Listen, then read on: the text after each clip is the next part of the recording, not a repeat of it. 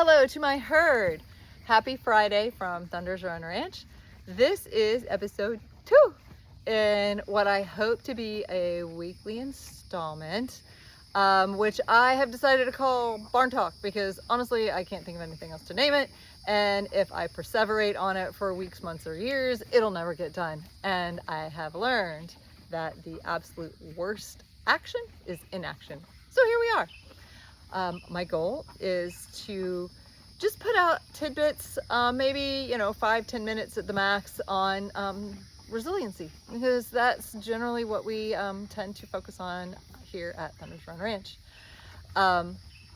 It may be in the form of a story, it may be in the form of maybe something that will help you be more resilient. It may be asking you for some sort of information. Pretty much whatever the universe lays in my lap that week, we're gonna go there. As you know, we do a lot of coaching, or I do a lot of coaching with horses. Horses are amazingly resilient. They have to be. They're prey animals. They have to be able to know their surroundings. They have to be able to react to their surroundings. They have to be very astute and genuine. What's really cool about that is that they can go through like a crazy trauma, and an hour later they're back to grazing, eating. They're just back and level and being horses again. Their spirits are just phenomenal.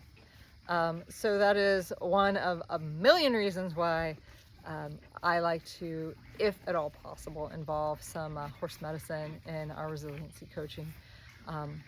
But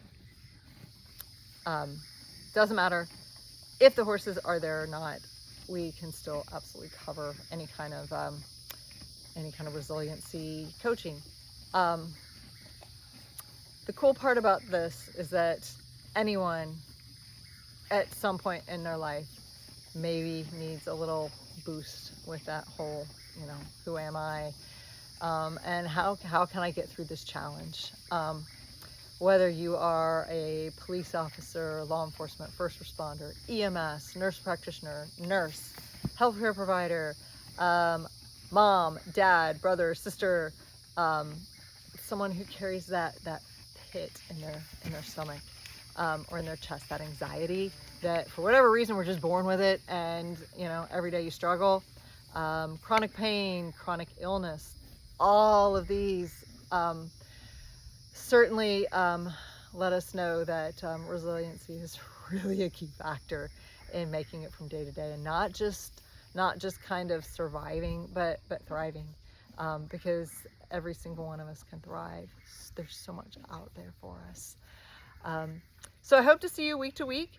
I would maybe challenge you to think this week about maybe a time or a situation where in the past you would not have been able to get through it, but you were in more recent times. Something had changed, and this time around you were able to put one foot in front of the other and come out a better or stronger individual, a stronger spirit. I fully believe that life happens for us, not to us. And honestly, 5 years ago, I honestly couldn't have said that.